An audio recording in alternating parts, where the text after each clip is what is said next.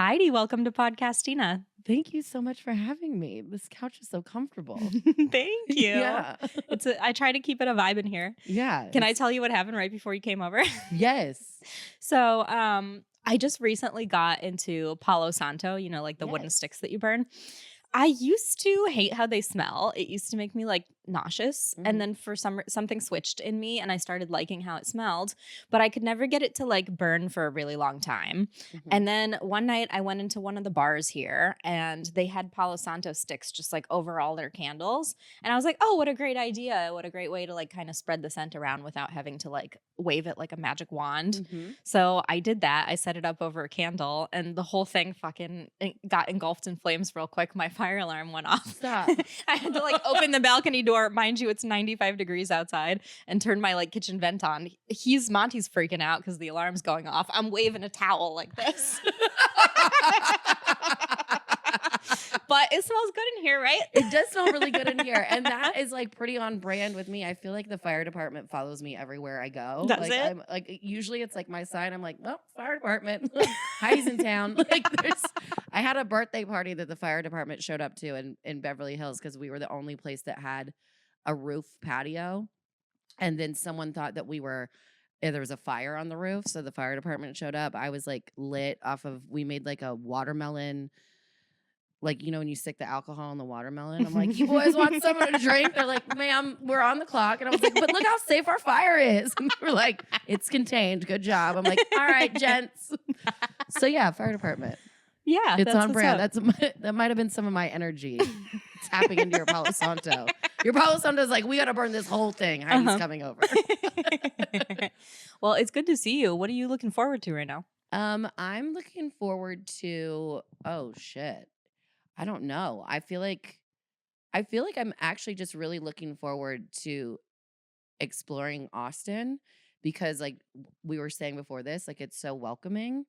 And oh wait, you know what I am looking forward to? Is it too early to plug?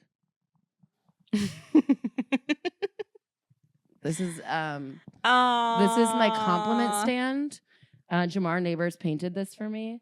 God, he's so talented. It's annoying. I know, right? And so I saw that people were selling art on South Congress and those poetry shit. And I was not the poetry shit. And I was what if I did a compliment stand and asked if people would pay me $5 to compliment them? I bet they would. And then he put also ask about my roast rates. What are your roast rates? It's going to be $10 because it's harder for me to be mean. Mm-hmm. So I'm excited about this. I'm going to be outside.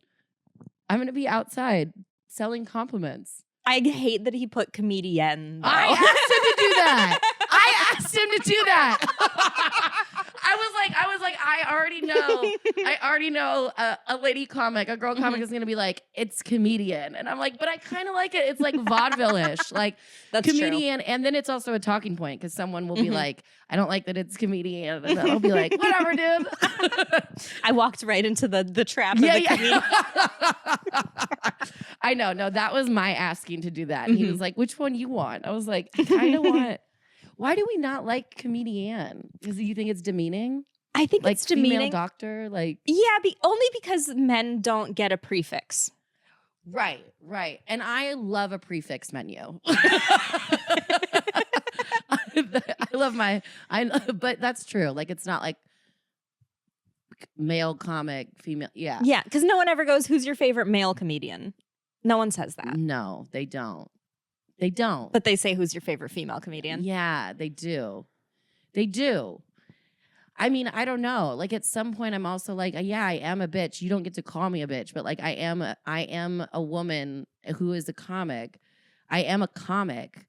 So you don't always have to clarify it. I don't like when people go, the only time I really don't like it is when they're and this next female comic come into this. It's they're going to see that I'm a woman.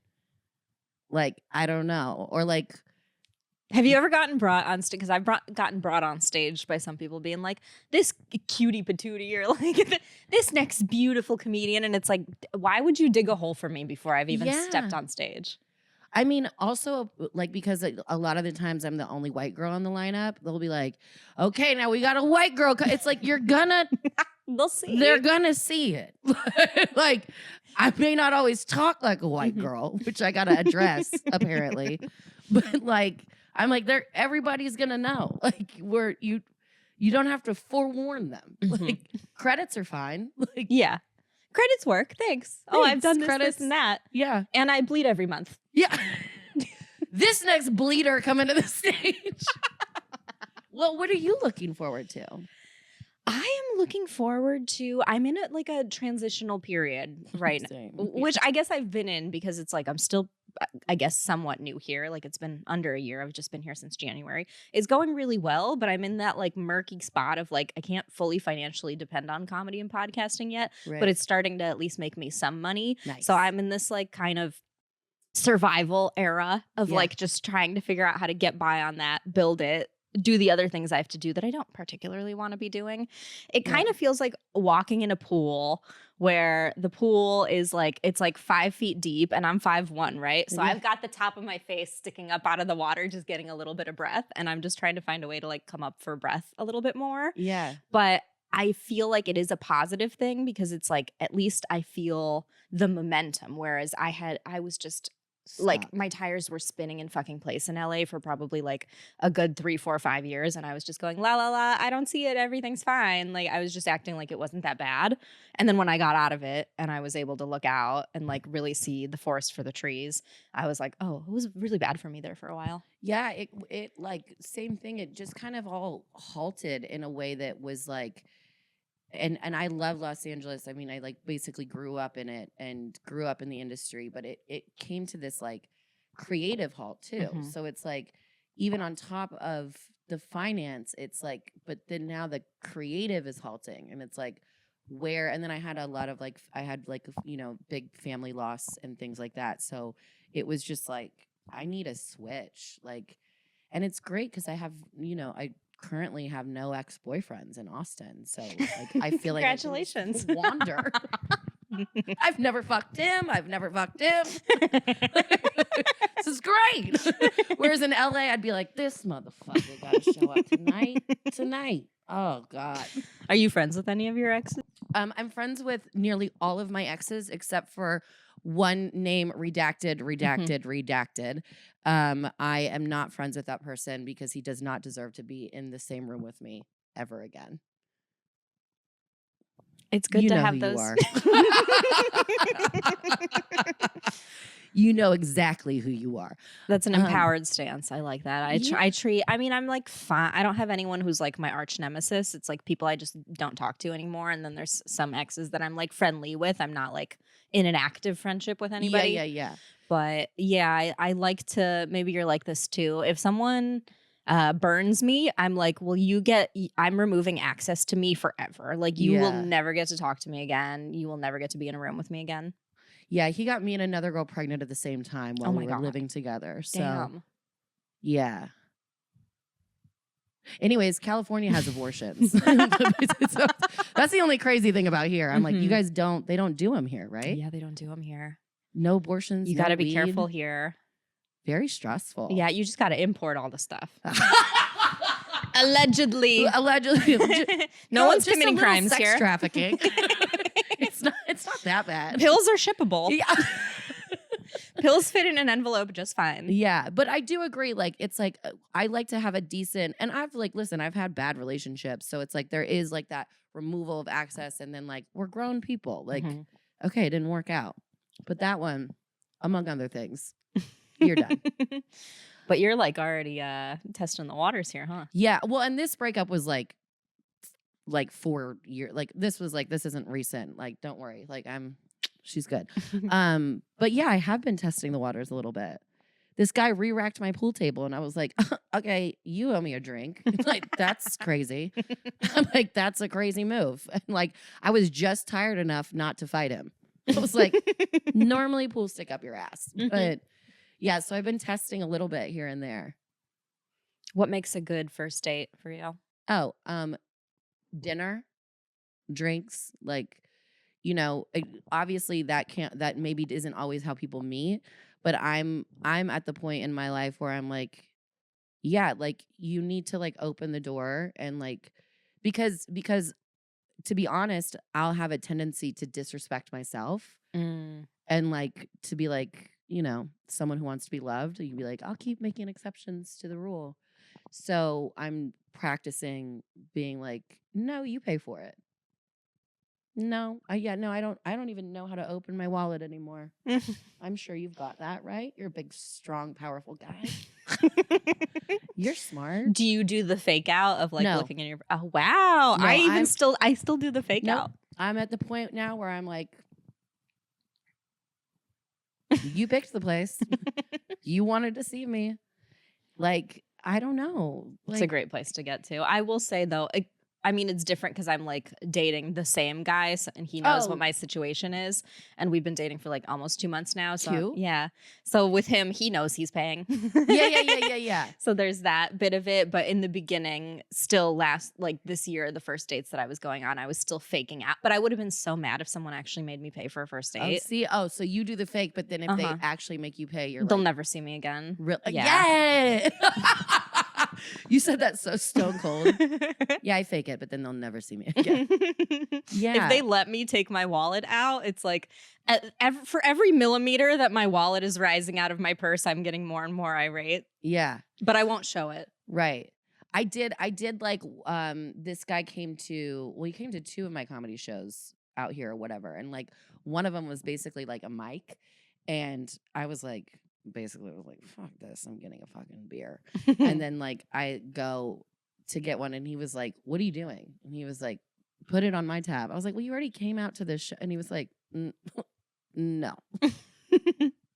Yeah. I was like, nice. Because I was like, you came to my job and you also paid for my drink. Mm-hmm. That's nice. But that's good because then they stay. I'm all about like the polarity of feminine and masculine these days. Yeah. And understanding that like it needs that kind of magnetic to and from. Like I want to be able to feel like I'm in my feminine, and you should be feeling and wanting to feel in your masculine. And part of that is being in that provider role. So it's like they don't even realize that they're demeaning themselves and like knocking themselves out of their like aligned energy when they're allowing us to pay for things and like do the more masculine role stuff. Yeah. Because it's like, obviously, I'm going to have to pay for things on my own, as you are as well, sir. But like, if you're coming to me in your I'm all about that too. Mm-hmm. And I think people don't think I am because like I drive a truck and I wear like backwards hats and I'm like, no, I'm real feminine. I'm out here feminine as fuck. What are you talking about? Like, what does not come off as lady as me in my Dickies? This is a fine lady. Yeah, I love that you're into that. How did you meet this gentleman, if I may ask for the audience? It's a comedian. Oh, okay. Yeah. Okay. Which I have historically been like, let's not, but then have anyways. And I it's know. it's so easy. I was about to call it a trap. I don't think that's fair to call it a trap, but like as a female comedian, it's very hard to date outside our industry because people say they're supportive of it because they think it's cool. And then when like the shininess wears off and you're a few months in and suddenly I can't hang out because I'm busy at night, because I'm working, I'm busy on the weekends, then it's not so cool anymore. Yeah. And the only people that seem to not have a problem with it are other comedians. Well, and then a thing that happened to me in my, I would say like more like in my early 20s, maybe in my early 20s, also like whatever, mid 20s, I guess. Like I didn't realize, like, because it's LA, right? Like I'm out doing comedy till like 2 a.m. And then like a dude that I liked would like hit me up and I'd be like, oh, great, I'm just getting off work. Mm-hmm. But then like I started to be like, why aren't these lasting? And I'm like, oh, I'm meeting up with all the guys that want to fuck at 2 a.m. Like, and in my mind, I was like, great, just off work. Like, cool, let's kick it. Like, and I was like, so it's like that difference of schedule too. Yeah. Yeah. That's a big part of it too. Yeah. And then I look around and I'm like, oh, I actually do know a lot of, like, I have a lot of female comedian friends who are in relationships with other comedians, and there's nothing wrong with those relationships. Yeah. I mean, they look great. Like, I'm just more about like the character of the person. Like, yeah, like, at the end of the day, that's what matters. Because like one of my exes, the terrible one, like he looks amazing on paper. He's a monster in real life. But paper-wise, one for the books. I've had a few of those. Really? Yeah, a couple where it's like I'm dating a person, I think that things seem great, and then here's something I've really noticed with like the guy that I'm dating now, and then looking back at a lot of my last more recent relationships. I realized the extent to which the other guys I had dated were treating me like someone they were dating versus this guy treats me like a girlfriend, and kind of immediately started treating me like a girlfriend. And I'm I like, like that. this feels so different. And it was overwhelming me so much at first because I was so not used to this level of being prioritized by somebody I like that. that I was like, you're freaking me out, dude. Stop surprising me with banana pudding. Stop like bringing me nice I things love and like that. doing nice things for me, because my nervous system's like, what the fuck is this? And now I'm kind of like settling into it. Yeah. And I'm noticing how different it is from like my past experiences, and how much I was being like just absolutely breadcrumbed by other people and just Yeah. accepting it. And that makes me sad for like That's what I'm previous saying. me. That's why I like have gotten like running a stricter ship. Like I'm Mhm. like, no, because I know that I'll be like, this breadcrumb's enough. Like I can Right. make this. Watch what I can do with this breadcrumb. Like I could bake a whole cake with this. Mhm. Like, but yeah, being aware of that. And that's good. I mean, listen, my friend, I was just in Mexico for 4 months, like doing some auntie duties. Like her kids are basically like, I mean, I've known her since she was like pregnant with them. So like, um, and like her husband is so lovely. Like he had to leave to go to LA for work or whatever. And like, I think when he got there, like he had sent flowers to the house. Like it's like, Aw. and it's like they've been married for like, I don't, what, over a decade plus now. And it's like, I love that he's still like, when we get, when we like get out of the Uber, like he doesn't, like she doesn't open her own car door. Like he walks out and makes sure that like, I'm like, dude, yeah. That's the energy they got to bring. Shout out Caleb and Stella, man. Cutie patooties. Like, just, yeah, it's like, dude, also, it's like, I'm gonna treat you nice. Like, I'm a woman. We Yeah. usually, like, I show up the same in all my relationships. It's them that are showing up different with me. that part. So I'm like, I'm gonna need you to, like, I'm gonna need you to add to this. Also, the women in my life, like, they don't make me eat their pussy. Like, it's like, you're asking me to, like, fuck you and lower the bar? Like, what? That's where it's like, I can understand and accept all this rhetoric with women being like, I'm much happier single. Like, Right. to an extent, I'm like, okay, I understand that, because so much of the dating scene has become so painful Yeah. that I'm like, I'm not unhappy when I'm single either. I'm Yeah. pretty content. I have such rich, supportive female friendships that I almost like don't even have time to feel lonely. See, I do get lonely. Mm. I do get lonely. Like there was like a period of my life where I was like, I am so constantly alone. And it was because I had to like when my grandmother passed away and then my aunt passed away, like I'm the executor of the will. So it was like a process that I really had to walk through almost by myself. Like really by myself, with like the exception of my friend Katie, really, and like even like Jamar would like call and check on me and stuff. But there was a lot of things like clearing out the house on my like, so like all of that. I was like, I really wish I had like a partner here, like to walk through like that. And my grandma was my best friend, like she was the one that raised me. So those like that period, which has been like this last like 3 years, it's been really lonely without a partner. Like that has been tough. Look at, I'm like about to tear up. Find me. I don't love being alone. Yeah. But I don't mind being single, but I don't I think I do better with a partner. Like I like that shit. And those things feel so lonely, and then it really just highlights how much it's great if someone's good on paper, but if they can't be there for you when something, it's like you want the person who's gonna be who you want when you're in the fucking trenches. Yeah.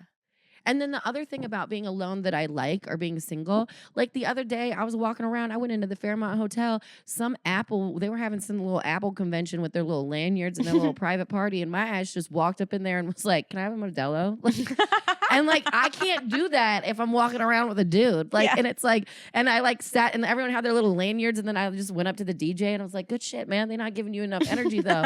And he was like, oh, you cool? And then I sat like near the DJ. And then like, I think someone suspected that I wasn't a part of the event, because obviously I was not dressed in like a button up and a lanyard and like khakis and had like a little Apple bag. And so this guy came up and he was like, what department do you work in? And I was like, oh, entertainment. And he was like, oh, great. So you manage the DJ? And I was like, yeah, yep. And he was like, well, enjoy. We're so happy to have you. Like, thanks, man. Yep, I'm a DJ manager tonight. Like, so like those are the things where I'm like, I can still do that when I'm like alone and single. I can like sneak into places and I don't have to be like, oh, this fucking guy is with me. And that's what I mean. Like when you add a partner, I'm like, listen, I can get into everything without you. Like if I add you, you need to be getting me into things. Yep. So that's that. Dating. It's cool you have that couple that you're really good friends with in Mexico. Have you ever stopped being friends with someone because their partner is shitty? I think people have stopped being friends with me because my partner's shitty. Oh, wow. And did they straight up tell you? Yeah. Did it They said help if you see the light? It's the ex that I told you about. She Mhm. said if you go back to him, I don't think that you respect yourself. And I wasn't ready to leave yet. And it ruined our friendship. But it never. What's up, Steph? Yeah.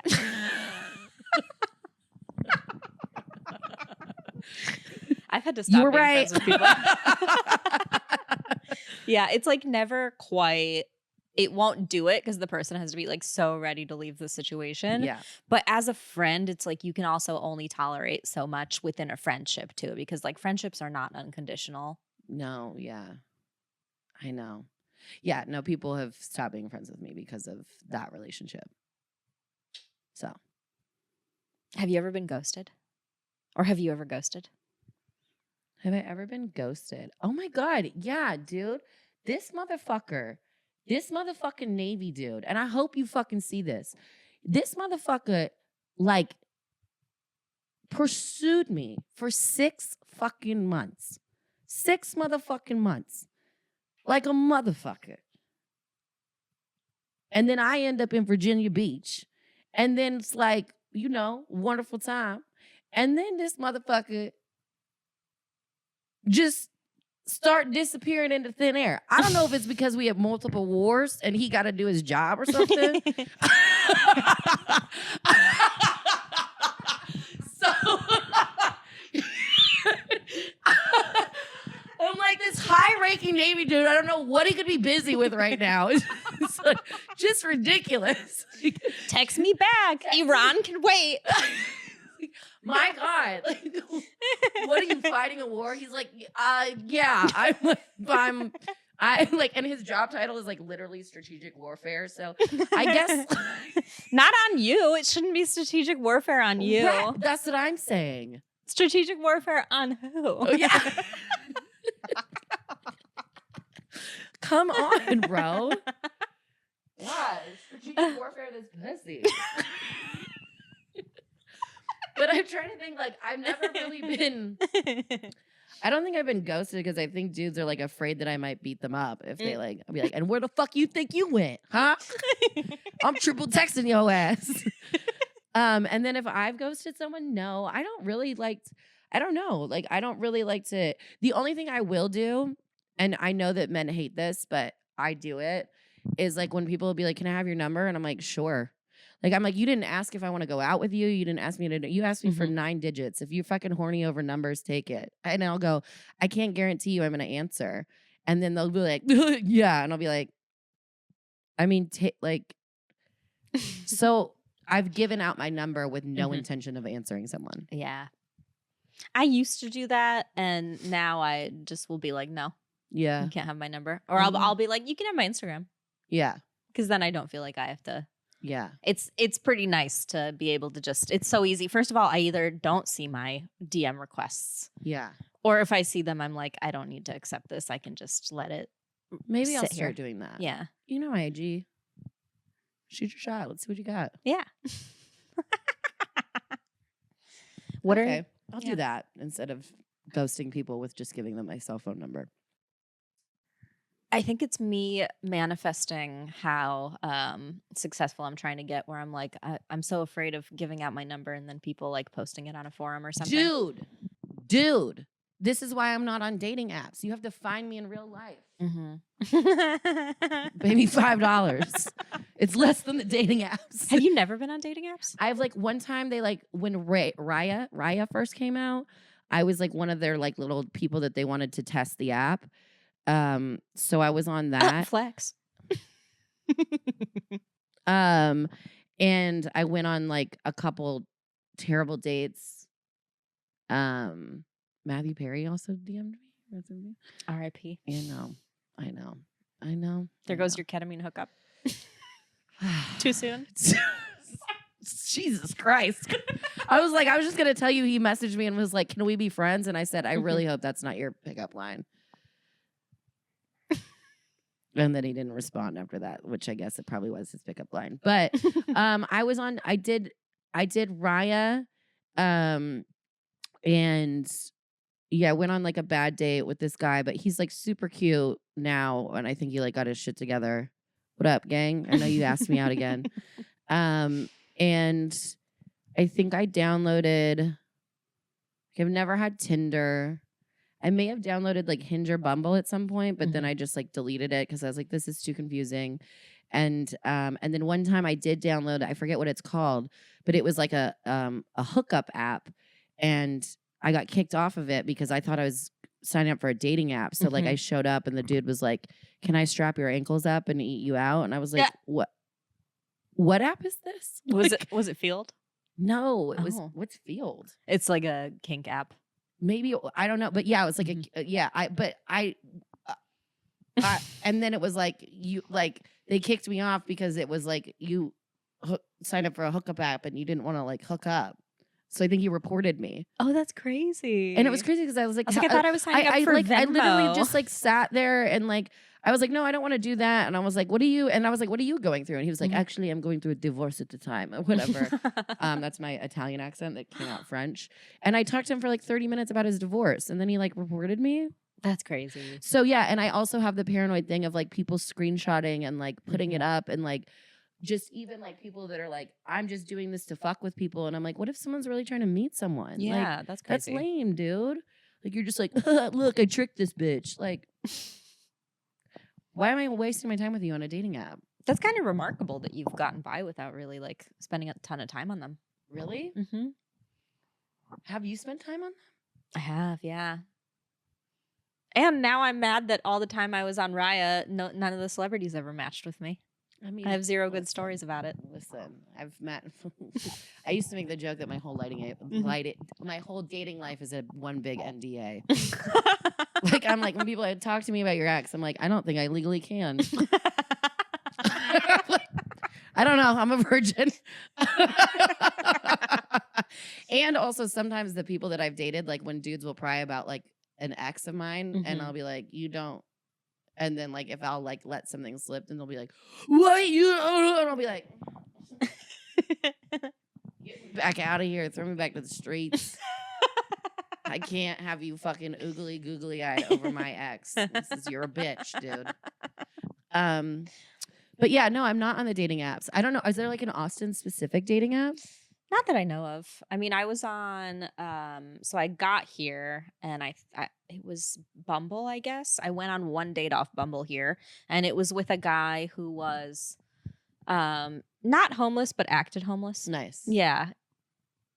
Acted homeless? Yeah, he just like acted like he didn't know how to be a human being. I guess let me give you an example. Yeah. Told me that he kind of had a dog, and I'm like, what do you mean you kind of have a dog? That doesn't make any sense. And he's like, this dog comes around sometimes and I feed him pizza. And I'm like, that's not having a dog. Yeah. That's not what that means. That's called feeding a stray. Yeah. And then he was telling... Which is what most of my exes call me. This bitch comes around and I feed her sometimes. That's not having a girlfriend. Heidi, that's not having a boyfriend. That's pizza with a reoccurring man. That's amazing. No, okay, so he was like, I have this dog that comes around and I feed it pizza. Yeah, he said that was weird. And then he was like love bombing me, but in a way where I'm like, you just seem really dumb. Like he was trying to make all these plans with me already during the first date while the first date was not going well. He's like, we're going to dance lessons. We're doing this. I'm getting you a kayak. We're going kayaking, like all this stuff. And I'm like, I'm acting cold and weird towards you. And you're trying to make all these plans with me and acting like you're in love with me. But you were cold and weird. I was cold and weird because he was like so touchy right away. And just so like, it was way too much right away, which is such a turn off to me. I really don't like being touched. Me neither. Until I'm like, yes, you can touch me and I feel comfortable. Like I do. And I think it's confusing because sometimes people will see me with like the homies and I am like, I am like touchy with the people that I love and care about and Yeah. known for decades. And then people think that's like an open invite. And you're like, why is your hand? Yeah. That's weird. Okay. So he's making plans with you. He's trying to make plans with me. We're like walking from one restaurant to another one. He puts his hand around my head and kisses the back of my head. Like, I just met him, you know, he's doing that. He's telling me he like doesn't speak to or get along with any of his family. Yeah. He's never been on an airplane, doesn't have a passport. Like, I get very scared when people don't have passports. I know, I don't like that either. So it was just a lot of stuff where I was like, how did I meet this guy who 100 years ago would have been like a train hobo with a stick and a bindle, like walking around? He had deadbeat dad energy without having kids. Right. That's like the best way to describe it. And so I was like, I don't need this. Let's not do Bumble anymore. And then I continued to use Raya out here. And then I went on like 2 Raya dates out here. One was with a guy who like could not make eye contact with me to save his fucking life. It was just like, those are fun. Yeah, those were fun. I was like, am I Medusa, motherfucker? Yeah. Like, look at me. We're having breakfast. Look at me. Right. And then I went on one date that was like totally fine and great and kind of like kept talking to the guy after. But then he just he asked me what my schedule was to plan a second date. And then I never heard from him again. Right. Which is fine because then at that point I started dating the guy who I'm currently dating. Yeah. Okay. Nice. Who I met in person. So. Yeah. He was making sure your schedule was clear for the person you really, you know, that's what it was energetically. Yeah. So that's been my like Austin dating experience thus far. I dig that. Yeah. I think that I'm also interested because I didn't even realize there was a bunch of like tech people out here. I'm like, yeah, I want to go on a date with one of them nerdy tech guys and see what they're up to. They're everywhere. Truly. I feel like, you know what I feel? I have like this secret feeling that tech guys like know how to hack into our phones and they just find themselves around hot girls. Because I'm like, they know what to do. I'm like, no, you guys are reverse engineering some shit. Why the fuck are you in my dive bar? Yeah, dating, kind of homeless dude.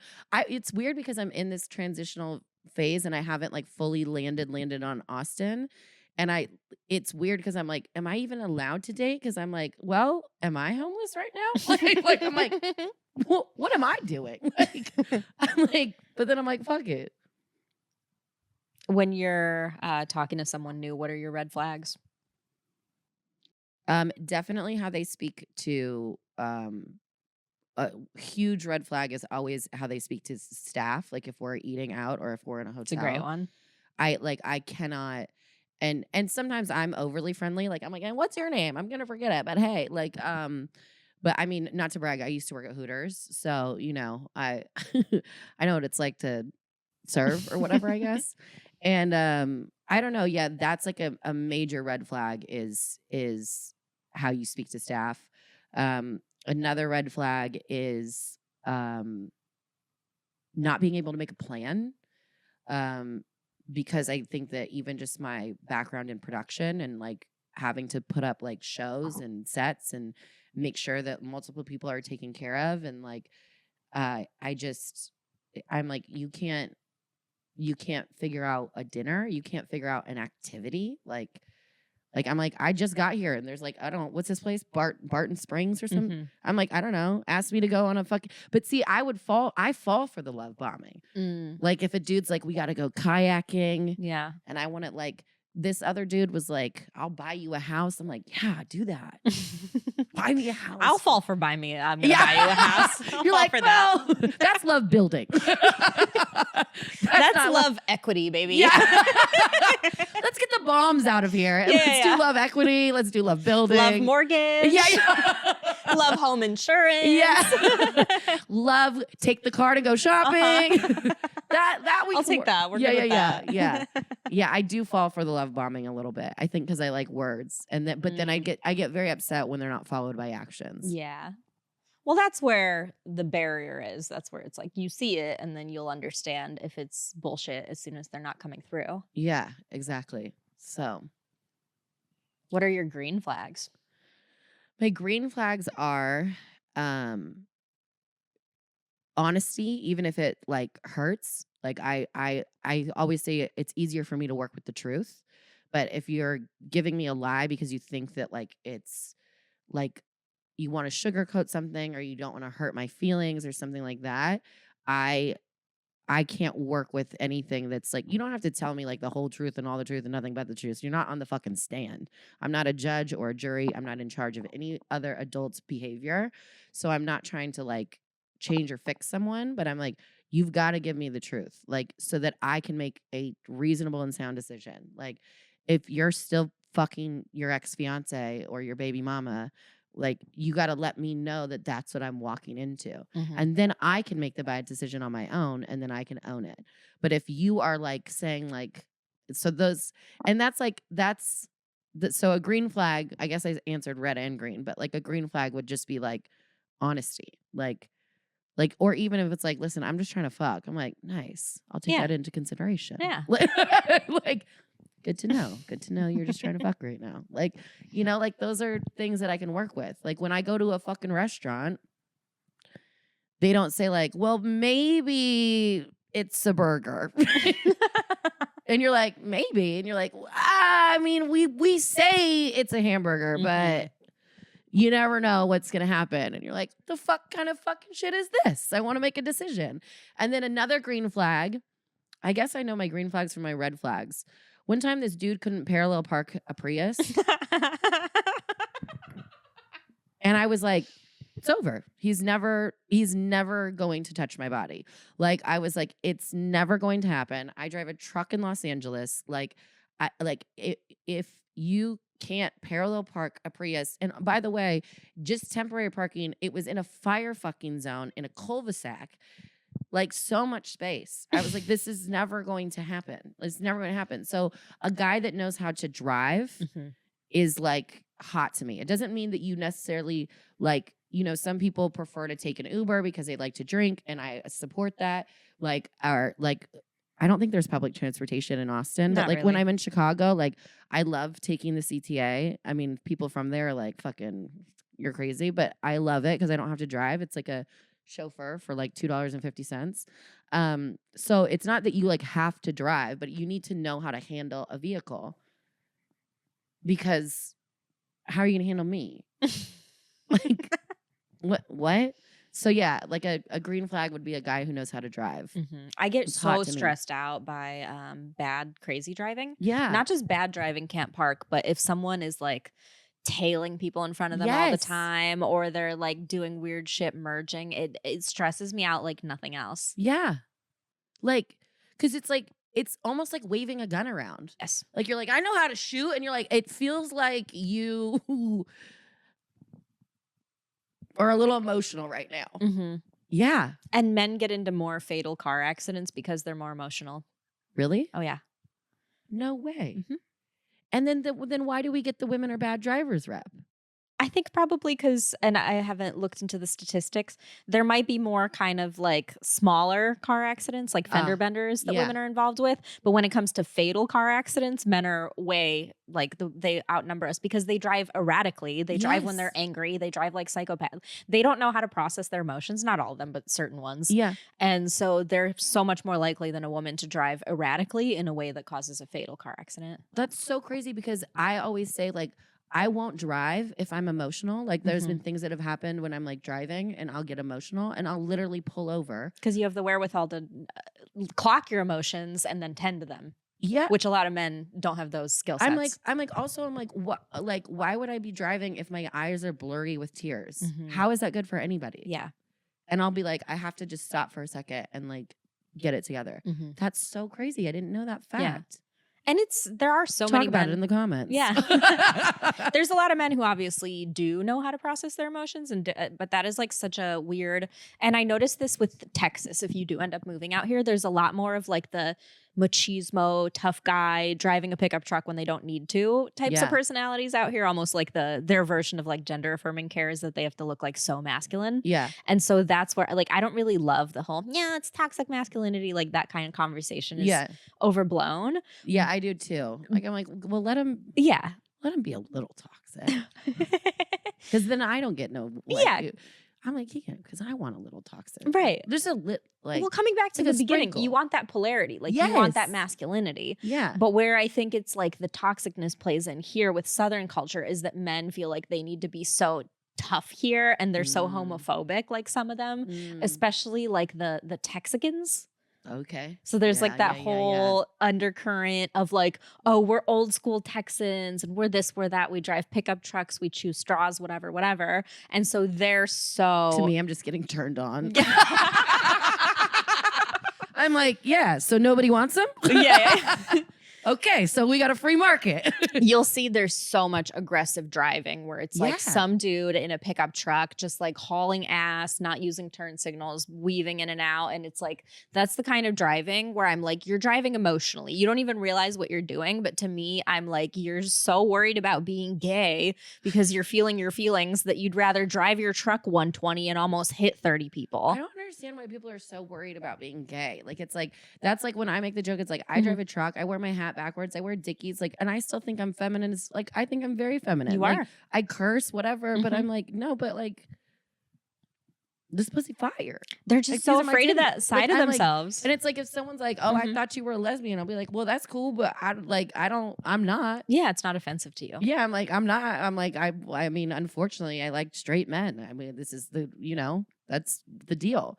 But yeah, I don't know why people are so concerned about like looking gay. Like, I think that's just what they were brought up in, and Yeah. they haven't really like examined that part of themselves, and they're not. A lot of people just are not introspective. yeah, They've got such a thick wall around them, like it's just ego, ego, ego, and that ego is going, "Don't look gay. You're not allowed to feel feelings. Let's go drive 120 on the highway." Like, I think they do a lot of that here. Yeah. I mean, I think everything's like all over the place. Like, I mean, I'll just make I in the opposite direction. Like, and I won't name the person, but they were once a gentleman and now they're a lady. And this comic came up to me and was like, you don't like me because I'm transgender or whatever and you're straight. And I was like, no, you've been rude to me in both genders. I don't care. Yeah. You're just rude to me. Like, I'm like, sometimes we get so caught up. I guess that's what I'm saying. Like that on like, I don't want to look gay or like, you don't like me because I'm like, no, like, I don't like a dude driving erratically or I don't like a guy or a woman, whatever you're choosing to be mean to me. Like, I'm saying I don't like your personality. Your personality Yeah. is where you're losing me. It's got nothing to do with who you fucking. Yeah. Because it's not gonna be me. Like, so it's like that's like I'm like, where did we lose the conversation on like just it's not about who you fucking, it's about how you treating people. Well, because that requires accountability, and people don't like to have accountability. They'd rather blame it on their identity because then they can't do anything about that. So if they say, "Oh, she doesn't like me because of my identity," it has nothing to do with their shit behavior. You hear that, Monty? Monty's like, my mom psychoanalyzes people all day long. She sits here on the couch and she acts like a therapist. And I'm like, damn right I do. I've read all the airport books. Every single one. Some of them twice. You're like, yeah. Monty's like, well, I'm on good behavior all the time. So like, she never has to correct me. He's kind to everybody. Yeah, that's It's good. great. Everyone be more like Monty. Yeah, wow, that's true. I didn't think about it like that. It's like if I can blame it on my identity, then I don't have to take accountability for my actions. Which is a huge, huge part of people who are obsessed with identity politics because they want to be in their victimhood. Because it's nice to be a fucking victim, isn't it? I never understood that. Like, I will say that there are things that have happened in my life where technically you would have to consider me the victim of the circumstance.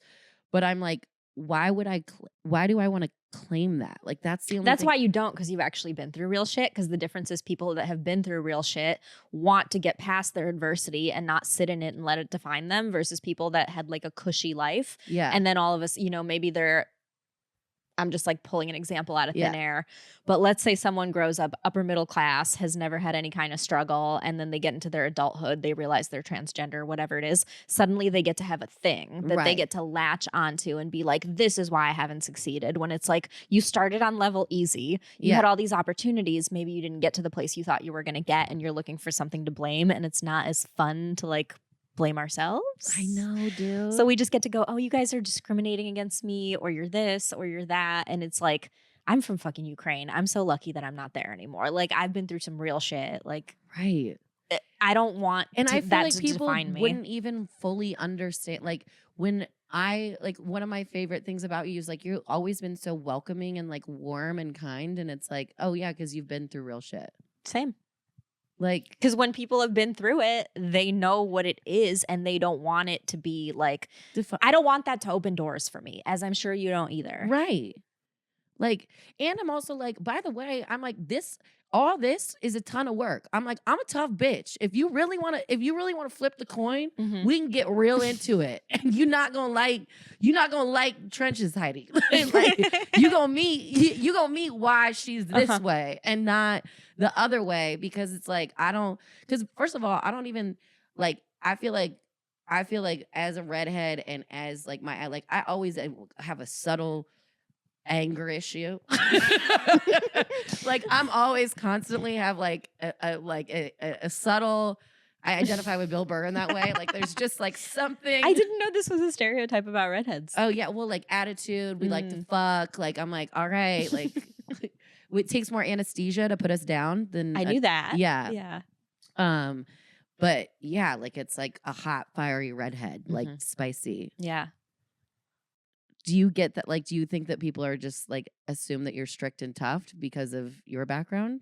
I mean, I have like a cold aura about me sometimes before someone will get to know me. Yeah. Like, I definitely can and will come off unapproachable, which, to be honest with you, I don't want to be approached. So like,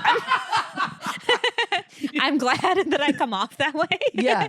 And I've definitely been really blunt, which is like a classic Soviet kind of personality trait where it's like, I'll just say the truth. But and I people will love go, bluntness. damn. I know, but a lot of people don't really appreciate. You appreciate it because of what we're talking about, because you've been through it. You like the truth. You don't want things sugar-coated for you. Yeah. So people that do want things sugar-coated for them oftentimes are not like that pleased at me and how I come through and show up. Yeah. But it is what it is. See, and I like, my thing is like, I just also like to accept people who they are. Like, it's like when someone's like a sweet bitch who likes sugar coated, I'm like, this is how I ain't been through shit. Look at her, look at her floating around. Yeah. And good for you. I'm happy like, for you. I always like, I'm like, wow, wonder what that's like, where you're not scanning the room for any fucking possible thing that could go wrong at any moment. Like, I love that you're just fucking in your whimsy. Yeah, you're like 2-parent household. Like, there's golf carts for no reason. Like, you always got whatever you wanted. Yeah, as you're a kid. like summering in various countries. Like, dude, like I'm about to. I just turned 39. I want my 40s to be like a 20-year-old with daddy's credit card. Like, I'm gonna aim for that, for my 40s to feel like what that was that I saw from someone else. Yeah. The reparenting of ourselves. I know, God. Yeah. The reparenting. Sad.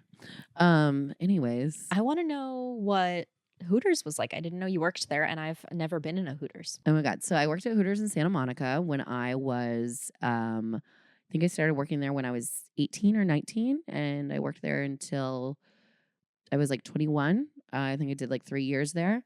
3-year tour. Yeah. It was my college. Because I didn't go to college. But actually I quit Santa Monica City College because the books were too expensive. And I literally was like, fuck this shit. I'm done. I was like, I'm just going to find a job. But my whole resume had been acting. And I literally just was walking in Santa Monica. And this girl, Amanda, shout out Amanda, was like, do you need a job? I was like, absolutely, I need a job. I was like, I need one like now, which is like what I'm doing in Austin. I'm like, who's got work? who's got work?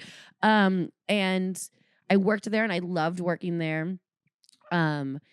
And it was the best time. And then they asked me to be a part of the beauty contest in Hollywood. And so I did the Hooters beauty contest. And that's when I realized I was not that type of pretty. Like, it was like blonde and everybody's tits was out. And I was still like having a blast, but I was like, I didn't know that I should have like put like when I worked at Hooters, I would stuff my bra with tube socks so that it looked like I had titties. But when it was the bikini contest, like I didn't. No hiding. I couldn't hide. And like, I remember I like got, I don't know, maybe I made it to one of the rounds or something, but I remember I got off stage and like these like drunk guys were like, listen, if they had like a miscongeniality or a mispersonality, we would have voted for you. But we couldn't because, and I was like, okay, yeah. That's not what you want to hear in a beauty contest. Yeah. They're like, you're just best in show. Yeah. Yeah, exactly. And I was, but and I would just love that they thought they were giving me a comp. Like they just Yeah. kept going, and you're like, I got it. Personality. Yep. Nope.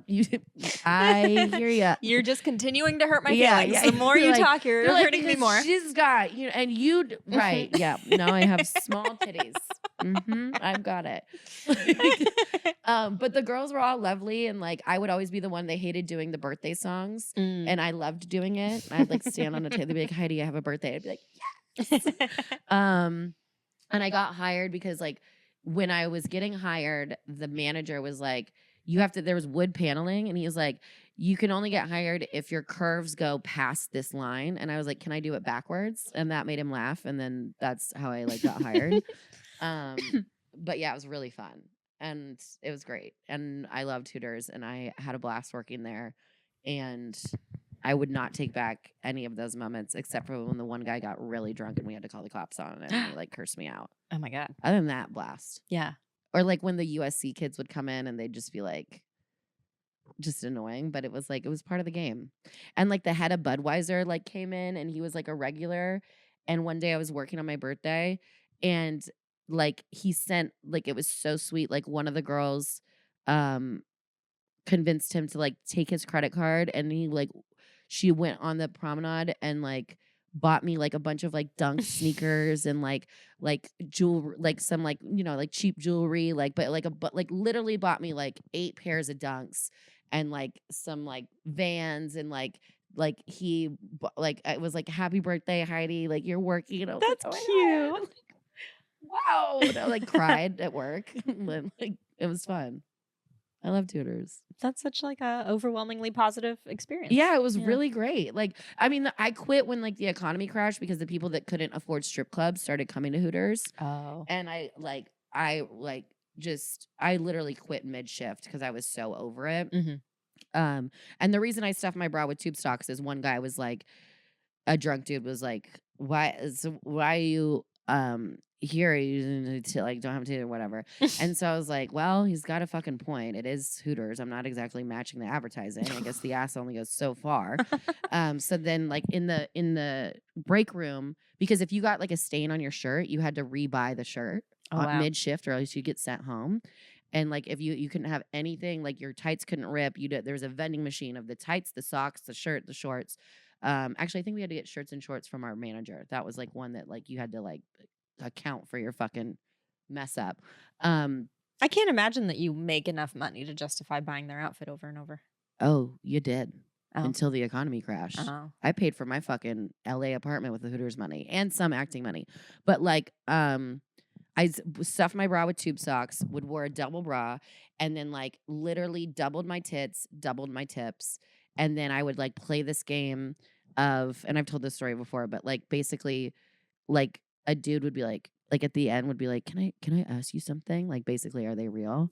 And then I'd go, I really thought we were having a great time. I didn't think you would be a guy that would ask something like that. But, what a perfect way to get and then I'd be like, but I mean, they're real. Anyways, here's your check and hope you have a good day, Jake. And then he'd like guilt leave me money. Oh, brilliant. Yeah, that was Hooters. Yeah, because I saw when I moved here, they were hiring, and I was like, I'm too old and too flat chested. I should go in. You're like, I'm alumni. Yeah. So I don't know if you have an alumni position available, but I was Been there, done that. Yeah, I was in the beauty contest, and I'm available. Wait, I actually am so curious. Where's the Hooters here? I don't know. I didn't get that far, but I can't imagine. It's probably close. Everything here is like pretty close. For sure going in and telling them I'm alumni. Yeah. I like just going into places and applying it, and people being like, "What?" They're like, what do you?" I'm like, "Anybody got jobs?" Yeah, that's that. Did you have a job that you loved at one point? I worked for Ferrari for 12 years. Oh, fuck yeah. Hell yeah. Yeah, so that was like amazing. In sales? No, I wish. Well, no, I don't wish because I had the opportunity. I probably could have if I really wanted to, but I never wanted to be full-time there. Okay. So I worked there part-time, just like reception, admin stuff. And it was really cushy because I didn't really have like a whole heck of a lot to do because I wasn't full-time. Yeah. So they didn't care how much I sat around and like I would read books. I would work on my own stuff. I would like write jokes while I Oh my was God, there, you know, just like fun. play around on my phone, sit on Pinterest.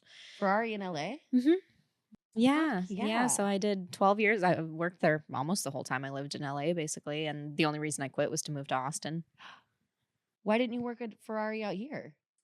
They actually offered me a job out here at the Ferrari here, but it would have been like the same position and they wanted someone full time. And it's such a commitment with the hours that it would have been impossible to do comedy and podcasting. Oh wow. Yeah. Oh my God, so cool. Yeah, it I was can't nice believe I while it didn't know lasted. that. Why Yeah. would I? I don't know. I guess why would you? Yeah. I'm like, I worked at Hooters. You're like, no, I was at Ferrari for 12 years. I mean, I was like 19 and whatever, but yeah, that's so fucking dope. I forgot, like I love old cars. Like my father, even though we're not close, like it taught me like so much about old cars, and it's like a party trick that I can like guess a year of like a classic car, and dudes will be like, "How'd you I know love that. I'll be like, "Well, couldn't figure out how to love me, but you know, got a skill set." But I know that that's a Yeah, I know that's a 69 50 Chevy. Wow, that's so fun. Was the clientele interesting? It definitely was. Yeah, I got to meet quite a few celebrities there. It was fun. Mostly just like rich foreigners. Yeah, Though that's what I a would lot think. of like Persians, Asians, people that like Like you would Ferraris. never even know that they have that much money. Isn't it crazy how much money people have? It is, and the fact like that really opened my eyes so much because we would sell probably on average like a car a day. Yeah. And it's like nothing's cheaper than like 300. A lot of it is like in the $500,000 to $700,000 range. And then people would just come in and they treated them. It taught me so much about what to do once you are at that wealth level, like how to hide your money and move your money around. Because a lot of people would buy Ferraris as like an investment tool Mhm. because they're so rare and they're so hard to come by if it's like a new model because the way that like the allocations work, you don't even qualify for certain new cars unless you're already in their system because Yeah, you yeah, bought other yeah. cars from them before. There's like I think Birkin does that too. I the bet they do. bags. Like I bet they can't do. you there's only certain bags that you can buy as your first bag. Yeah, because this is a thing with like satiating the needs of rich people.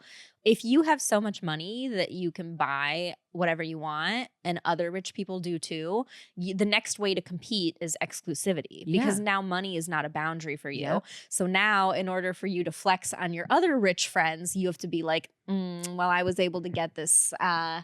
SF90XX and Yes. you weren't. Like that's the new way that they do Yes. things. So that's why they set it up like that. So it was interesting for me to learn, oh, if you have this $1 million and you want to like put it in this classic Ferrari that you know is going to go up in value and you're only paying like sales tax on it once versus paying like capital gains tax every single year, it like makes sense to move your money into something tangible because it remains part of your net worth.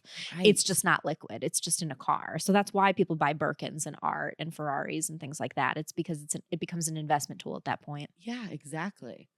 I mean, I also worked as I worked for this lady, Mary Astadorian. She's a lovely human. She has a Details Unlimited, I believe it is.